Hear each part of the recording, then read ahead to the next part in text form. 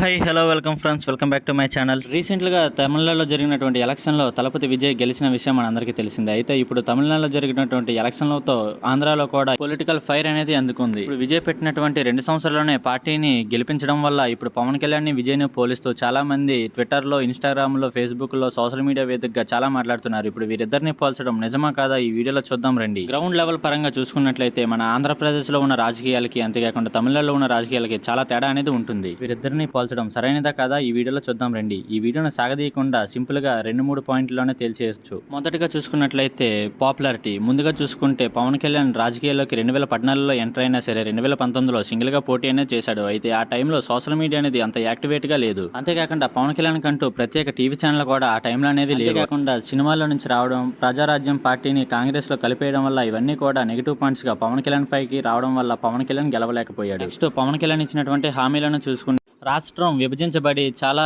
అప్పుల్లో అనేది ఉంది. అంతేకాకుండా రాష్ట్ర బడ్జెట్ కూడా చాలా తక్కువ ఉండడం వల్ల ఏవైతే అవుతాయో అదే హామీలను పవన్ కళ్యాణ్ అనేది ఇవ్వడం జరిగింది. ఈ హామీలు కూడా అంతగా సక్సెస్ఫుల్ గా అవ్వలేదు. కానీ విజయ్ విషయంలో మాత్రం ఇవన్నీ కూడా చాలా భిన్నంగా అనేవి మారిపోయాయి. ఎందుకంటే సోషల్ మీడియా పరంగా చూసుకున్నట్లయితే ప్రతి ఒక్కరి దగ్గర స్మార్ట్ ఫోన్ అనేది ఉండడం వల్ల విజయ్కి సంబంధించినటువంటి ప్రతిదీ కూడా ప్రజల్లోకి వెళ్ళింది. కానీ పవన్ కళ్యాణ్కి అలా ప్రజల్లోకి వెళ్ళడానికి చాలా కష్టంగా మారింది. అంతేకాకుండా విజయ్కి యూత్ లో ఫ్యాన్ ఫాలోయింగ్ కూడా బాగా ఉండడం వల్ల అది విజయ్కి చాలా సపోర్ట్ అనేది చేసింది. అంతేకాకుండా పవన్ కళ్యాణ్ వచ్చినప్పుడు ఆంధ్రప్రదేశ్ లో ఉన్నటువంటి 2 ప్రత్యేకమైన పార్టీలు తెలుగుదేశం పార్టీ, అంతేకాకుండా వైఎస్ఆర్సీపీ పార్టీలకే మద్దతుగా ఉండేవారు. అప్పటికే తెలుగుదేశం పార్టీ పైన అందరికీ చిరాకు పుట్టి అందరూ కూడా వైసీపీ వైపు చూశారు. ఎందుకంటే అప్పటికి ప్రధానమైన పార్టీలు వైసీపీ మరియు టీడీపీ. దీనివల్ల జనసేన కాసి ఎవరు అనేది చూడలేదు. కానీ విజయ్ విషయంలో అలా కాదు. డిఎంకే మరియు ఏఐడిఎంకే మీద 2 పార్టీల మీద కూడా ప్రజలు విసిగిపోయి ఉన్నారు. అందుకే జనాలందరూ కూడా టీవీకేకి మొగ్గు చూపారు. దీంతో విజయ్కి ఇన్ని సీట్లు అనేవి రావడం అనేది అయ్యింది. చూసుకున్నట్లయితే క్యాస్ట్ ఫీలింగ్. ఆంధ్రాలో ఉన్న క్యాస్ట్ ఫీలింగ్ ఇంకే స్టేట్లో కూడా ఉండదని చెప్పుకోవచ్చు. ఎందుకంటే ఆంధ్రాలో సీఎం అవ్వాలంటే మినిమం 3 క్యాస్ట్ల నుంచి మాత్రమే అవుతారు. కానీ తమిళనాడులో అలా అనేది ఉండదు. తమిళనాడు ప్రజలందరూ కూడా సౌత్, నార్త్ అని చూస్తారు, కానీ